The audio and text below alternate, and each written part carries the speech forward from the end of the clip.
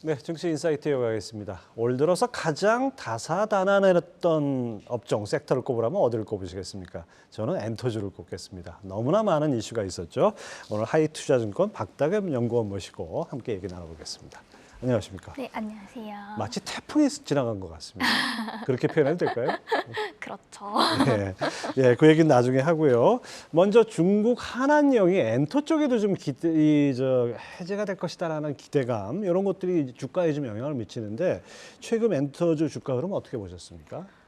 사실 최근 엔터주 주가 흐름에는 한안령에 대한 기대감이 반영됐다라기보다는 조금 개별 종목들의 예를 들어 SM 지분 경쟁 예. 종료라든지 아니면 뭐 실적이라든지 뭐 이런 부분 아니면 뭐 신규 걸그룹 출시 이런 이슈에 조금 더 연동이 됐던 것 같아요. 예. 그래서 이제 컨센서스 기준으로 올해 PE 배수를 보게 되면은 하이브가 30배 중반 정도를 하고 있고 예. 이제 JYP가 20배 중후반 그리고 SM이랑 YG가 20배 전후에 머무르고 있는데 지난 3년 정도의 PE 배수를 살펴봤을 때 이 정도 레벨은 막 엄청나게 높은 수준이라고 보기는 어렵거든요. 예. 그러면은 여기에는 조금 한안령에 대한 기대감이 반영되어 있다라고 보기에는 아직은 조금 이른 단계가 아닌가 싶습니다. 그 한안령이 해제된 것이다라는 네. 신호 어떻게 네. 포착을 할 수 있을까요?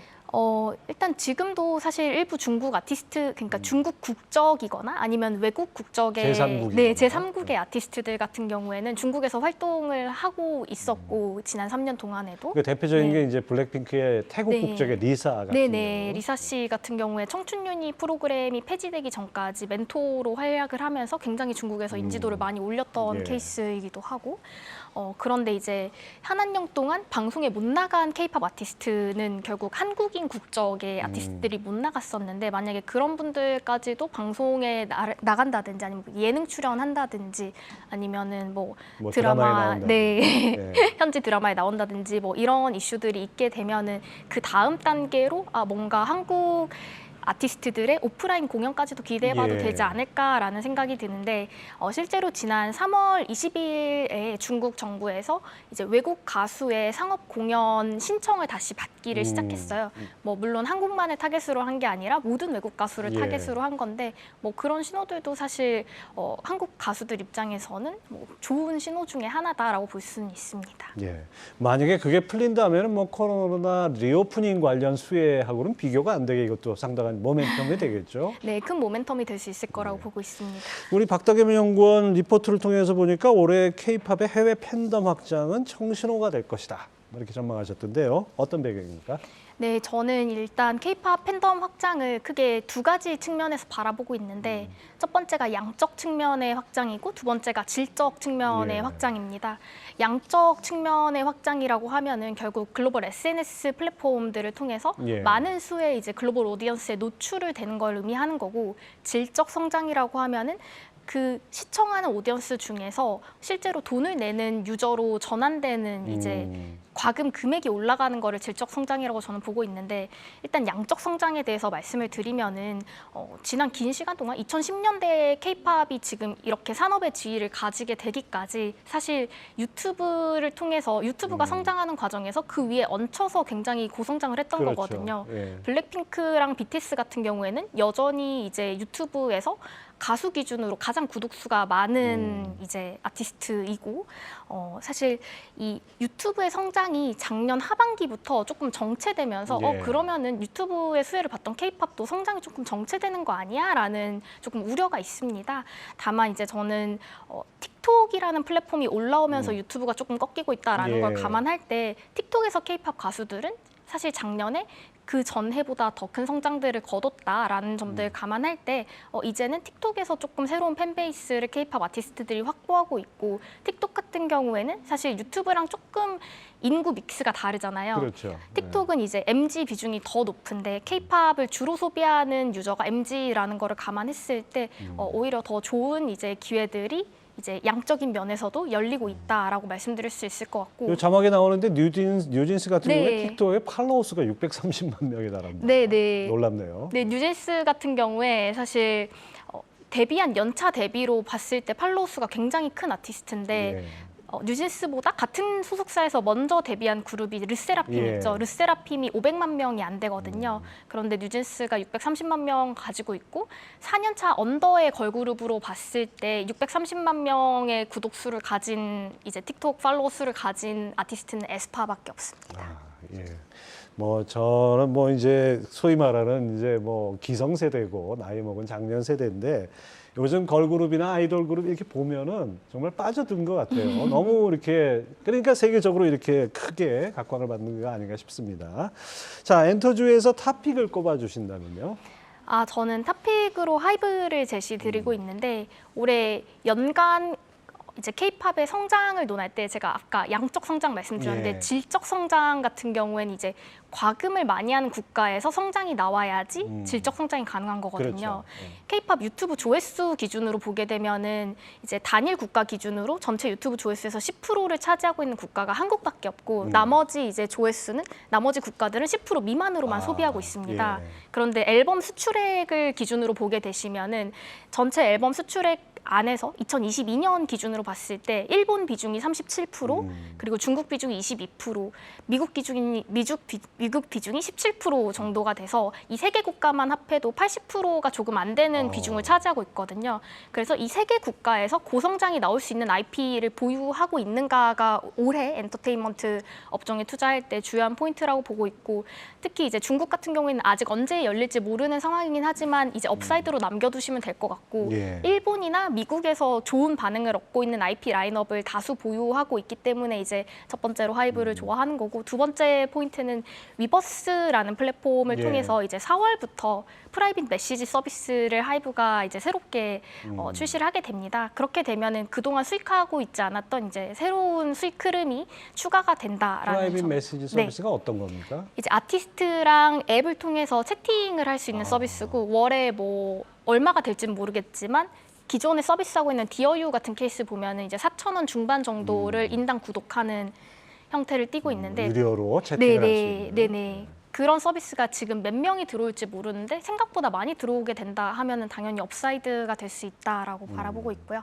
마지막으로는 이제 일본과 미국 지역에서의 성장세가 굉장히 좋다라고 제가 말씀을 드렸는데, 기존 K-팝 IP들뿐만 아니라 이제 현지를 타겟으로 하는 K-팝 IP들이 성장하는 게 주요 포인트인데, 일본에서는 이미 JYP가 출시했던 미주라든지 CJ ENM의 INI, JO1 이런 그룹이라든지, 아니면은 가장 최근에 출시된 하이브의 N팀 같은 케이스를 봤을 때 일본에서 기존 K-팝 아티스트들이 타겟팅하지 못하던 조금 내수 시장을 좀 더 잘 타겟팅하면서 성장하고 있는 모습을 확인할 수 있는데, 비슷한 흐름이 북미에서도 나올 수 있다라고 네. 저는 바라보고 있어서 이제 북미 지역에서 걸그룹 모멘텀까지 갖추고 있다라는 점을 고려했을 때 K-팝의 올해 연간의 모멘텀을 다 건드려 볼 수 있는 종목으로 하이브를 보고 있어서 하이브를 가장 좋아하고 있습니다. 하이브가 아무튼 뭐 앞장서가는 건 맞는 것 같습니다.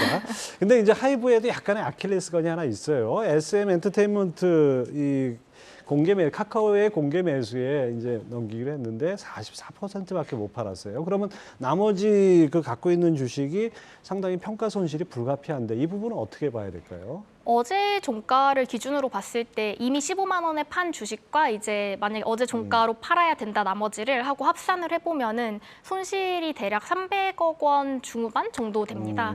그런데 이거 같은 경우에는 어제 종가, 그러니까 9만 원 초반 기준으로 손실이 나는 거고, 만약에 SM 주가가 10만 원 초중반까지만 회복한다라고 예. 하면은 하이브 입장에서는 합산으로는 BP에 도달할 수 있습니다. 그렇죠. 12만 원에 산 거 15만 원에 공개 네. 매수로 팔았으니까 네. 또 거기서 네. 이익이 났고. 네네. 예.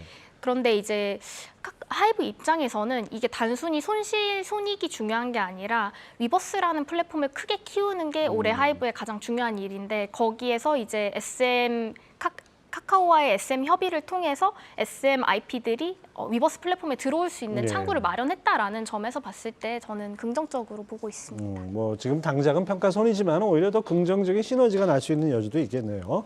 목표 주가와 투자 전략은 어떻게 제시하시겠습니까? 저는 하이브 같은 경우에 목표 주가 지금 23만 원으로 제시하고 있고, 24년 추정 EPS의 P 배수 39배를 적용하고 있습니다. 저는 기본적으로 엔터사들이 글로벌 팬덤을 확장하는 구간에 받아야 마땅한 PE 배수를 30배 정도로 보고 있는데 이걸 30배로 기준으로 잡은 이유는 2018년 같은 경우를 보시면은 K-팝 아티스트들이 유튜브에서 굉장히 고성장을 하면서 우리 글로벌 팬덤들이 늘어나겠구나라는 그런 기대감을 반영했을 때 이제 엔터 3, 4 당시에 평균 배수가 30배 정도였습니다. 그래서 팬덤 확장 구간에 30배를 받아야 된다라는 포인트를 유지하되 이제 제가 앞서 말씀드렸다시피 더 좋은 IP를 가지고 있고 플랫폼 모멘텀도 가지고 있고 이제 현지화 IP도 마련한다라는 점을 고려했을 때 30% 정도 배수 할증을 줘서 이제 39배를 적용해서 목표 주가를 산출하고 있습니다. 예. 자, 그리고 이제 SM이 뭐 공개 매수나 이거 주인도 바뀌고 공개 매수도 끝나고 이제는 뭐 어떻게 보면 이제 SM 3.0 본격 실행되는 그런 단계에 들어가야 되는데 앞으로 전망은 어떻게 보십니까? 일단 SM 3.0이라는 거에 대해서 저는 기본적으로 아티스트의 수익성을 높이는 거를 의미하지 않나라고 생각하고 있는데 아티스트가 1년에 한 번 컴백할 때보다 2번 컴백할 때 당연히 수익이 높을 거고 예.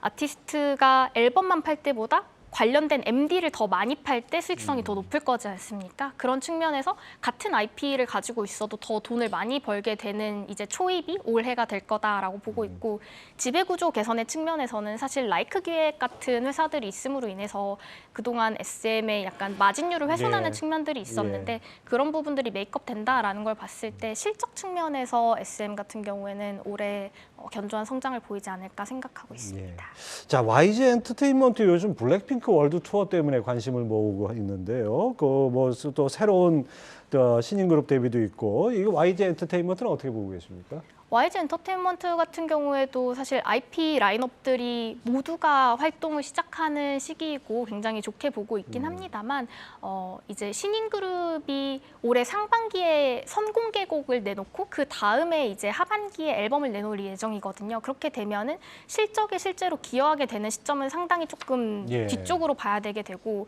블랙핑크가 재계약을 하게 되면은 아마 마진율이 조금 낮아지는 효과가 있을 거다라는 걸 감안할 때 다른 기획사들의 30배를 적용한다면 YG를 조금 할인해서 한 10% 정도 할인해서 저는 28배 정도를 목표 PE 배수로 잡고 있고요.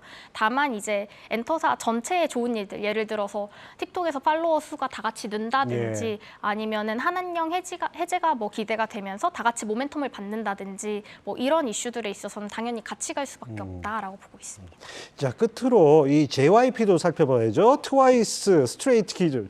제가 이제 이런 아이돌 그룹도 이름도 알게 됐습니다. 이 여러 가지 이제 신인 라인업들 뭐 새로운 기존 그룹 컴백 뭐 이런 것들이 있어서 여기도 좀 긍정적인 요인들이 있죠.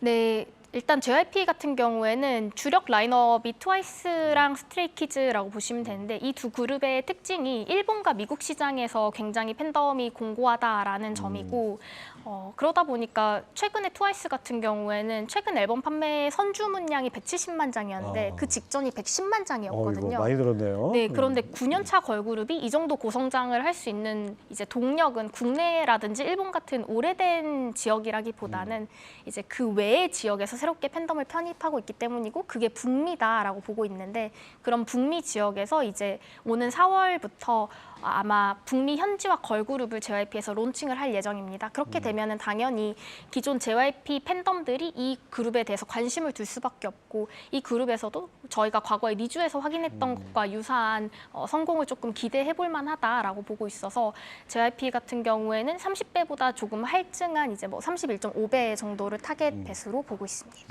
저는 엔터 산업 최근에 뭐 여러 가지 풍파도 있었지만 보면서 이제는 하나의 산업화돼 있고 이것이 단순히 서비스업이 아니라 저는 첨단 제조업이라고 평가해도 될 것 같습니다. 예. 자, 하이투자증권 박다겸 연구원 함께했습니다. 말씀 감사합니다. 네, 감사합니다.